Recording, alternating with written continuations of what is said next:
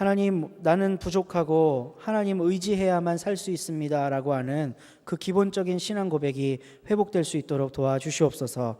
다른 것들 생각하지 않고 능력이신 하나님을 붙잡고 기도로 승리하는 이 밤 되길 원하오니 주님 도와주시옵소서.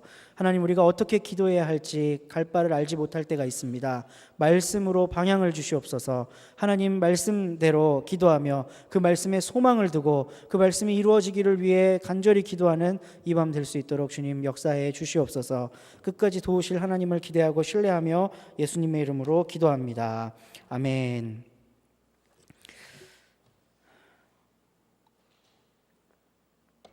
하나님 말씀은 신약성경 갈라디아서 4장 말씀입니다. 신약성경 갈라디아서 4장 말씀입니다.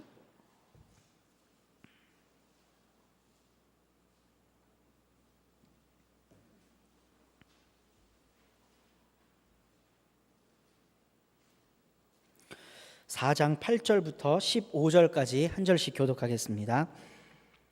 그러나 너희가 그때에는 하나님을 알지 못하여 본질상 하나님이 아닌 자들에게 종노릇 하였더니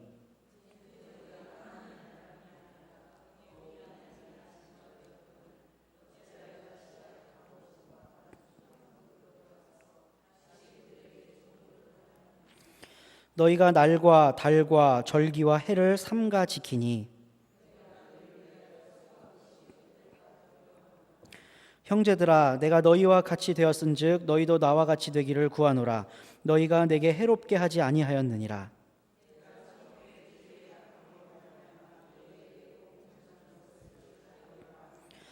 너희를 시험하는 것이 내 육체에 있으되 이것을 너희가 업신여기지도 아니하며 버리지도 아니하고 오직 나를 하나님의 천사와 같이 또는 그리스도 예수와 같이 영접하였도다.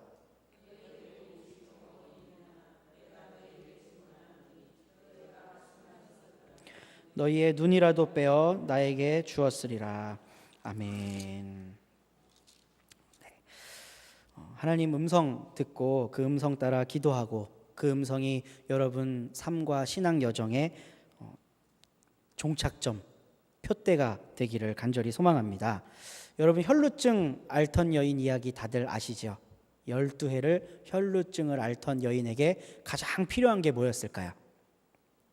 가장 필요한 거 치료.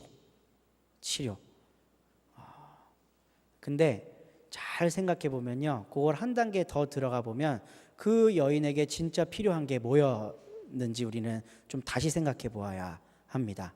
성경이 우리에게 가르쳐 주시는 복음의 메시지는 치유 그 자체에 그 초점이 맞추어져 있지 않습니다. 그 여인에게 진짜 필요했던 건 예수였습니다. 예수께서 그에게 다가오셔야 치유뿐만 아니라 모든 문제들이 해결되는 겁니다. 요즘같이 의술이 발달한 시기에 정말 과거와는 상상도 할 수 없을 정도로 어마어마한 기술이 있는 이 시기에 치유가 목적이라면 교회에 올 필요가 없습니다. 병원 가면 몸의 문제, 정신의 문제, 마음의 문제 다 해결해 주는 시대이기 때문입니다. 그렇기 때문에 치유받기 위해 라고 하는 말이 우리에게 좀 어색해야 될 필요가 있습니다. 너무 상처를 많이 받는 시기이기 때문에 치유받기 위해 왔습니다. 치유받기 위해 합니다. 이런 게 요즘에 교회 안에 좀 많거든요. 근데 본질을 우리가 잘 살펴보아야 합니다.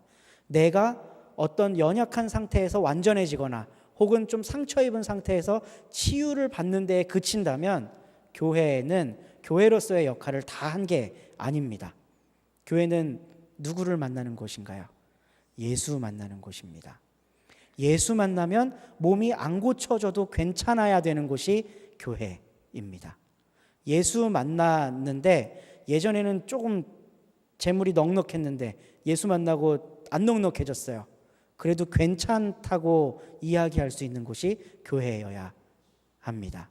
근데 그게 완전히 바뀌어 버리는 수가 있습니다. 물론 성경을 보면 하나님을 잘 섬기고 나서 복을 받고 재물도 넉넉해지고 주위에 좋은 사람도 많아지고 한 아름다운 이야기들이 많이 있습니다.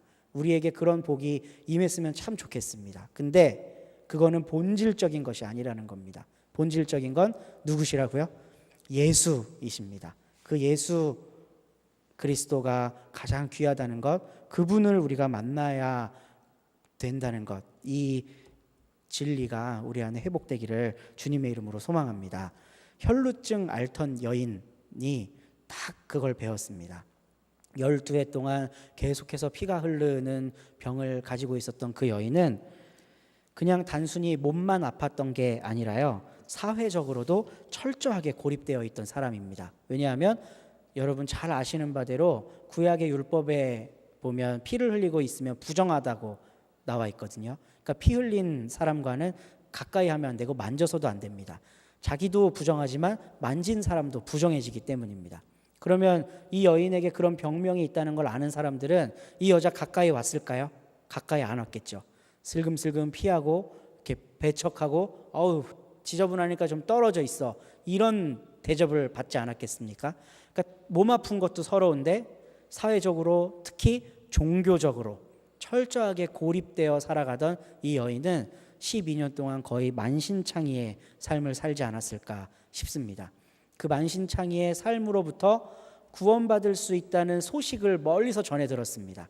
근데 막연한 기대였습니다. 정말 누군가가 나를 치료해 주겠다, 그가 누구다, 이게 아직 선명하지 않았을 때예요. 멀찌감치서 예수라고 하는 분이 이 마을을 지나가신다라는 소문을 듣고 혹시나 해서 찾아와 봅니다. 근데 좀 이 여자의 기대와는 다른 광경이 펼쳐집니다. 예수님 혼자 느긋하게 그리고 우아하게 이렇게 걷고 계시면 먼 발치에서 있다가 저기요 하고 불러서 자기 한번 쳐다봐주면 가까이 가서 대화라도 한번 해볼까 했는데 지금 예수님 주위가 돛대기 시장인 겁니다. 사람들이 바글바글하고 어떻게 하면 예수님 한번 볼까, 예수님하고 대화 한번 할까 하는 사람들이 어마어마하게 많이 모여있는 상황입니다. 자기는 예수님을 먼 발치에서조차 보기 힘들 정도의 거리에 떨어져 있었겠죠. 이때 이 여인이 어마어마한 결심을 합니다. 그 군중을 뚫고 예수님 앞에 간 겁니다. 성경은 이렇게 단순하게 기록하고 있지만 이거를 잘 살펴보면요, 그 군중을 뚫고 예수님에게 갔다는 게 놀라운 일입니다. 이 여자가 병 걸려 있는 상황이죠. 만지면 안 되죠, 사람들. 근데 사람이 꽉 차 있는데 예수님 앞에 가면서 빛 사이로 막 갈 수 있었을까요? 그 사람들 사이에 하나도 몸에 안 닿고 예수님 앞에까지 갈 수 있었을까요? 상당히 많은 사람을 밀치고 부딪히고 손으로 만지기도 하고 이러면서 예수님 앞에 나갔을 겁니다. 이 여자는 지금 구약의 율법에 따르면 죄를 짓고 있는 겁니다. 이 여인하고 스치기만 해도 부정해서 며칠간을 깨끗하게 몸을 유지해야만 정결하게 된다고 구약의 율법에 쓰여 있는데 지금 이 여자가 미친 것도 아니고 너무나도 많은 사람을 막 만지면서 가고 있는 거예요. 지저분하게 하고 가고 있는 겁니다. 그럼 이 여자는 지금 구약의 율법에 따르면 죄를 짓고 있는 겁니다. 이렇게 하면 되나요, 안 되나요? 안 되죠. 우린 다 안 된다고 이야기할 겁니다. 왜냐하면 그게 우리의 종교적인 심성이기 때문입니다. 그렇게 하면 안 돼, 이게 우리 마음이에요. 근데 이 여인이 지금 예수님 앞에 왔습니다. 그리고 더 놀라운 일을 합니다. 어떻게 하죠, 이 여자가? 예수님을 만져요. 예수님을 만져요. 성경에 보면 예수님이 이렇게 느끼십니다. 누군가가 자기의 몸에 손을 댄 거로 능력이 빠져나감을 아셨다라고 기록되어 있습니다. 이거는 쉽게 말하면 더러워졌다라는 얘기입니다. 내가 예수님이 지금 지저분한 죄인인 여자가 흠없고 깨끗하신 예수님을 만져서 더럽힌 거예요. 그래서 예수님이 깜짝 놀라서 누가 날 만졌느냐 하고 버럭 화를 내십니다. 그래서 이 여자가 무릎을 바짝 꿇고 접니다 라고 하는 거예요.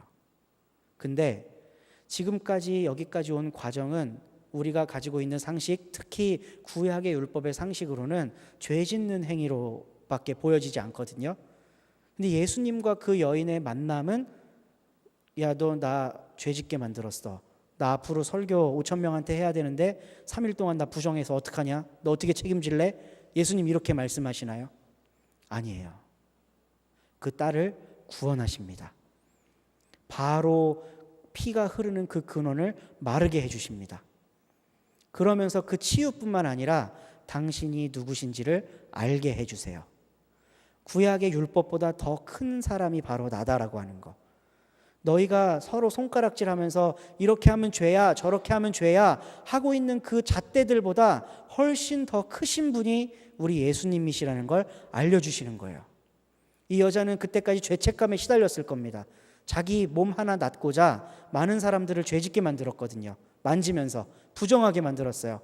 그리고 흠없으신 예수님마저 부정하게 만들었습니다. 아이고 내가 죄인이지 라고 하는 상황이었어요. 근데 우리 예수님은 그 모든 걸 다 뛰어넘어서 그 여인을 구원의 자리로 초청해 주십니다. 이게 예수님이 우리에게 주시는 은혜입니다. 율법을 폐하고 율법을 완성하러 왔다라고 하신 그 예수님 메시지의 핵심이 바로 이거예요. 율법에 많은 조항들이 있는데 그 많은 조항들을 다시 살피고 고치고 이게 맞는 거야 라고 가르쳐 주기 위해 오신 게 아니라 그 율법 때문에 얽매여 있고 그 율법 때문에 죄책감 가지고 있고 그것 때문에 서로 누가 잘못했다 손가락질하고 살아가고 있는 연약한 우리들에게 그것보다 더 중요한 게 바로 나다라는 걸 가르쳐 주신 분이 바로 예수님이라는 거예요. 이게 바로 복음입니다. 여러분 이 복음 안에서 자유로우시기를 간절히 소망합니다. 우리 다 죄 짓고 살잖아요. 우리 다 연약하게 살잖아요. 근데 참 자기를 돌아보지 못하는 것이요. 우리가 그렇게 연약한데 나랑 비슷하게 연약한 다른 사람의 연약함을 너무나도 쉽게 지적하고 꼬집고 아프게 한다는 거예요. 그런 상황에서는 은혜라고 하는 것이 힘을 발휘할 수가 없습니다. 은혜는 예수께서 우리에게 모든 걸 해결해 주신, 값없이 주신 어마어마한 선물인데 그 선물을 받아 누려야 복음의 사람, 예수의 사람이 되거든요. 근데 우리가 갖고 있는 아주 그 자그마한 행동들, 못된 습성들 때문에 은혜가 우리 안에 활동하지 못하게 돼요. 갈라디아 교회가 바로 그랬습니다. 제가 몇 번 이제 갈라디아서를 읽으면서 설명을 드리는데 아주 쉽게 얘기하면 갈라디아 교회 사람들은 예수도 믿고 할례도 받아야 된다라는 생각을 가진 사람들이 많았습니다. 누차 말씀드려서 이제 아마 다들 알고 계실 거예요. 할례 뭐 받을 수도 있죠. 근데 할례를 받고 안 받고가 본질이 아니라는 걸 알려주고 있는 겁니다. 바울이. 예수를 그리스도로 믿고 그분을 따르려고 하는 게 교회가 교회된 목적이지 그 이외에 다른 모든 군더더기들은 뭐 할 수도 있고 안 할 수도 있는 거예요. 근데 우리는 그 할 수도 있고 안 할 수도 있는 거에 너무 목을 맵니다. 할 수도 있고 안 할 수도 있는 거에 진리가 있다고 생각을 해요. 그래서 갈라디아 사람들에게 이 어리석은 갈라디아 사람들아 라고 3장에서 이야기를 꺼냅니다. 예수 그리스도께서 십자가에 달려 죽으심이 너희 앞에 밝히 보여졌었거늘 어찌 너네가 또 그런 짓을 하느냐 라고 꾸짖으며 이야기한 내용을 우리가 갈라디아서에서 살펴보았습니다. 우리가 오늘 읽은 말씀 8절부터도 쭉 비슷한 이야기를 계속하고 있는 겁니다. 너희가 그때에는 율법을 섬기고 살 때에는 하나님을 잘 알지 못하여 본질상 하나님이 아닌 것에 종노릇을 했다. 어떻게 그렇게 약하고 천박한 초등학문에 매여 살아가느냐. 그것으로 다시 돌아가서 그것들에게 종노릇 하려 하느냐. 예수는 하나님의 아들이시고 그 하나님의 뜻이 예수님을 통해 온전히 계시되셨고 이제 그 예수님만 바라보며 살면 되는데 왜 너희는 또 날과 달과 절기와 해를 보면서 뭐 시대가 어떻다느니 진리가 어떻다느니 이러고 있느냐. 그러지 말고 다시 예수님을 보아라 라고 바울 사도께서 갈라디아 교회에 이야기를 하고 있습니다. 우리나라 기독교가 참 특이합니다. 왜냐하면 세계에 유례가 없을 정도로 굉장한 급성장을 거듭하기 때문입니다. 그 구한 말에 이제 1900년대 전후에서 이제 뭐 일본이든 중국이든 한국이든 기독교가 들어오게 돼요. 그 앞에 한 100년 전에 천주교가 들어오지만 그 기간을 일단 빼고 우리 개신교가 들어오게 된 게 이제 한 120여 년 정도 되는데요. 거의 비슷한 시기에 복음이 뿌려집니다. 그리고 아주 비슷한 방식으로 상당히 성장을 해요. 중국 기독교도 성장을 했고 일본 기독교도 성장을 했고 조선의 기독교도 성장을 했습니다. 근데 일본과 중국은 가다가 성장이 딱 멈추는 때가 생겨요. 그리고 나서는 더 이상 성장하지 않고 일본 기독교 같은 경우는 더 하락세를 타서 지금은 1%도 안 되는 기독교 신자가 일본에 있답니다. 근데 아주 이상하게 한국만 부흥과 성장을 거듭거듭하고 특히 해방 전후에 6.25 전쟁이 일어난 이후에 폭발적인 성장을 합니다. 저는 하나님이 한국에 주신 은혜라고 생각을 합니다. 어떤 분들은 우리가 동양의 예루살렘이다 라고 이야기도 하시더라고요. 뭐 감사해요. 하나님 우리에게 그런 은혜와 복을 주셨다는 것. 그런데 그 은혜와 복을 우리가 누리게 된 데 사람들이 많은 이유들을 찾기 시작합니다. 1970년대부터 성장한 교회들을 보면요, 각 교회들마다 좋은 프로그램이 하나씩들 있습니다. 여러분 온누리교회 잘 아시죠? 뭐 사랑의 교회 이런 데도 아실 거고요. 각각 자기 교회가 추구하는 그 가치와 목적에 따라 교회에 딱 맞는 프로그램을 만들었습니다. 근데 이 프로그램이 의미 있는 것이 그 교회에서만 끝난 게 아니라 전국 교회로 확대되었다는 거예요. 그러면서 수백 가지의 프로그램이 개발되었습니다. 그래서 미국에 있는 뭐 교회 성장 연구소 이런 데서도 한국 교회가 이렇게 급 발전하게 된 이유를 많이 살펴보고 한국 교회가 하고 있는 프로그램들을 배워서 오히려 역으로 미국이 가지고 가고 있는 그런 실정이에요. 자랑스러운 일입니다. 어떤 의미에서는. 그런데 이게 요즘 와서는 어떻게 되냐면요, 그 프로그램이 주가 돼요. 그 프로그램이 교회의 메인이 됩니다. 사랑의 교회 하면 딱 떠오르는 거 뭐 있으세요? 제자 훈련 뭐 이런 거 있죠. 그렇죠? 뭐 온누리 하면 과거에는 뭐 경배와 찬양 뭐 이런 수식어들이 붙어요. 그런 프로그램들이 굉장히 많이 생겼습니다. 저도 그 몇몇 프로그램들을 수료했어요. 또 나중에 목회를 잘 하려면 자격증들이 있어야 되더라고요. 이 목사 세계 안에서도 자격증을 요구하는 때가 돼서 참 저는 많이 속상합니다. 그런 문화가 없어져야 되는데 뭐 두 날개를 맞췄느냐, 뭐를 맞췄느냐, 칼 세미나를 갔다 왔느냐, 전도 폭발을 했느냐, 다행히 거의 다 해가고 있습니다. 감사하게도. 근데 그 프로그램 가서 공부해 보면요, 진짜 재밌고 좋아요. 교재도 잘 만들었고 많은 사람들이 고민한 흔적이 엿보입니다. 근데 이제 그 갓 신학 공부를 마친 전도사 목사에게는 그런 프로그램들이 되게 비판적으로 보여요. 왜냐하면 그게 예수님의 그 복음의 진리를 다 이렇게 포괄적으로 할 수 있는 게 아니고 아주 편협하게 몇 가지만 파고들거든요. 그렇기 때문에 이제 신학 공부 막 마치고 온 사람이 보기에는 아, 이게 맞나 싶은 생각이 들어요. 근데 저희는 교회에 가면 순종해야 되잖아요. 그래서 담임 목사님이 가서 공부하고 오라 그러면 하고, 하라고 시키면 이제 또 배워서 열심히 합니다. 전에 제가 사역하던 교회에서는 두 날개라고 하는 프로그램을 했어요. 근데 우리 교회가 90년 역사를 자랑하지만 그 교회는 120년 역사를 자랑하는 교회였습니다. 중간에 그 일제강점기 때 교회가 불탔던 적도 있고, 뭐 6.25 때도 교회가 싹 없어져서 중간 역사 기록이 좀 많이 없어지긴 했지만 그 기억을 더듬어 120년 전 처음 세워졌던 걸 기억하고 있는 아주 무시무시한 교회입니다. 120년의 역사가 있다는 건 그 자부심이 상당하다는 거거든요.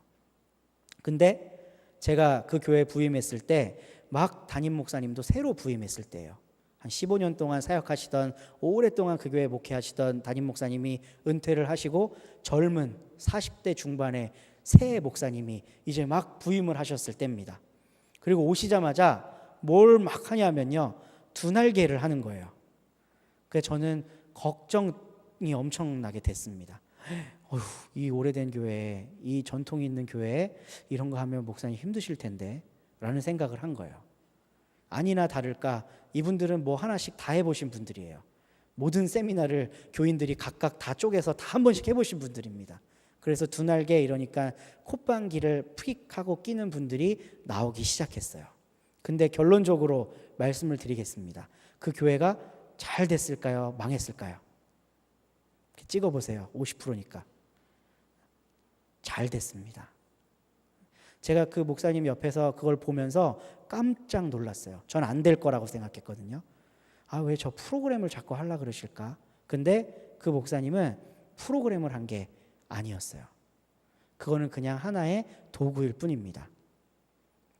제일 먼저는 뭘 했냐 하면요, 항존 직분자들에게 모든 그 훈련 프로그램에 참여할 걸 거의 반강제로 요구하셨어요. 이거 안 하면 나의 교회 부임 안 한다고 그러신 거예요.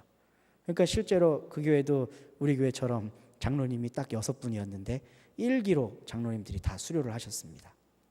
그 다음에 뭐 권사님들, 안수집사님들 그걸 하나씩 다 하기 시작한 거예요. 물론 그 프로그램은 부족한 프로그램이고 사람이 하는 거기 때문에 실수가 많아요. 저도 막 4박 5일 동안 어디 부산에 있는 풍성한 교회라는 데 가서 막 세미나 듣고 꾸벅꾸벅 졸고 이러면서 배웠거든요. 근데 아무리 좋은 프로그램도 한 발짝 떨어져서 보면 부족하기 짝이 없어요. 근데 왜 됐느냐 봤더니 참여하는 사람들도 내가 프로그램 한다라고 생각하지 않아요.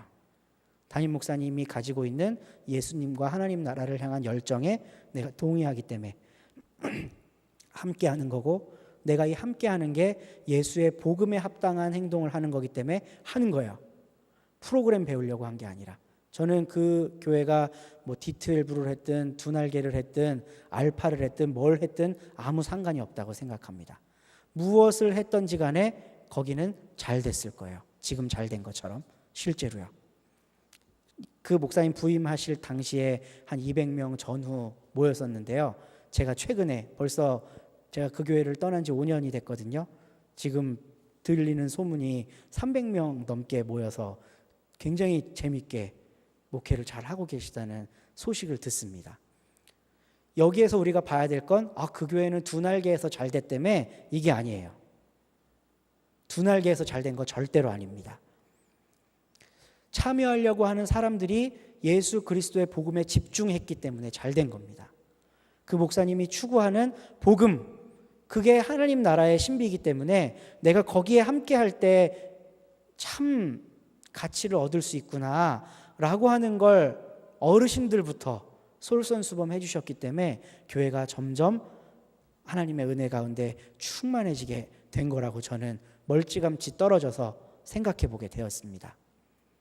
무엇을 하느냐, 어떤 프로그램을 하느냐, 율법 600 몇십까지 잘 지키느냐 안 지키느냐, 날과 달과 해와 절기들이 어떻게 돌아가는지를 잘 파악하고 있느냐. 우리 교회는 1년 동안 수십 년 동안 이런 일을 해왔고 이 일을 이 사이클대로 했는데 계속 이걸 해야 되느냐 말아야 되느냐, 이것보다 훨씬 더 중요한 것이 우리가 얼마만큼 예수 그리스도께 집중하고 있느냐라고 하는 겁니다. 어떤 것을 하든지 간에 그 안에서 예수를 만날 때 우리에게 참된 소망이 있는 줄로 믿습니다. 이 혈루병 앓던 여인은 사람들을 죄짓게 만들었다니까요. 손으로 막 짚으면서 여러 사람들을 죄짓게 만들면서까지 예수를 만나서 승리한 사람입니다.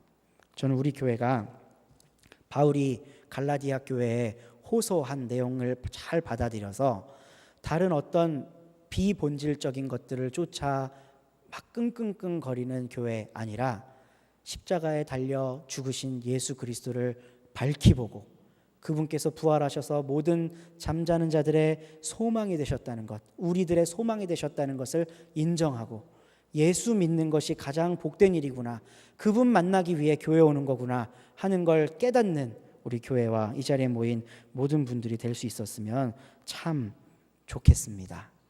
바울이 처음 갈라디아 교회에 나타났을 때 그들은 바울을 통해 예수님을 본 것 같았나 봅니다. 그들이 눈이라도 빼서 바울한테 줄 만한 그런 열정을 보여줬다는 거예요. 근데 시간이 좀 지나서 바울이 재미가 없었나 봐요. 맨날 예수 얘기만 하고 십자가 얘기만 하고 부활 얘기만 하고 이러니까 사람들이 지루해졌나 봅니다.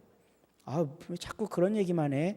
달과 날과 절기 재밌는 일들 많잖아 할례를 받을까 말까 이런 거 갖고 옥신각신하면 재미있잖아. 인생은 싸우는 게 맛 아니겠어? 이런 사람들이 바울을 원수처럼 생각하기 시작했답니다. 이게 바로 우리의 모습은 아닌가 되돌아보았으면 좋겠습니다. 예수께 집중해야 됩니다. 당신들이 하고 있는 거 다 내려놓으십시오 라고 하면 하실 수 있겠습니까? 네. 뭐 교회 학교에서 오랫동안 봉사하신 분이 계시다고 생각해 보세요. 이건 그냥 가정입니다. 근데 목회자가 보기에 이분은 좀 쉬어야 돼요. 그러니까 아무리 보고 기도해 보고 해도 쉬는 게 맞아요. 근데 목사가 가서 집사님 한 1년 쉬었다 하시죠. 이러면 어떻게 돼요? 바로 원수로 돌변합니다. 이게 교회가 비본질적인 것 때문에 싸우게 되는 이유입니다. 그거 하려고 교회가 존재하는 게 아니라요, 예수님 보려고 교회가 존재하는 거예요. 그거를 우리가 꼭 기억하고 이 밤에 기도로 승리했으면 좋겠습니다. 갈라디아 교회에 예수가 필요했던 것처럼 우리 교회에도 예수가 필요합니다. 예수님 만나기 위해 이 밤에 기도로 승리하는 저 여러분이 됐으면 참 좋겠습니다. 기도하겠습니다.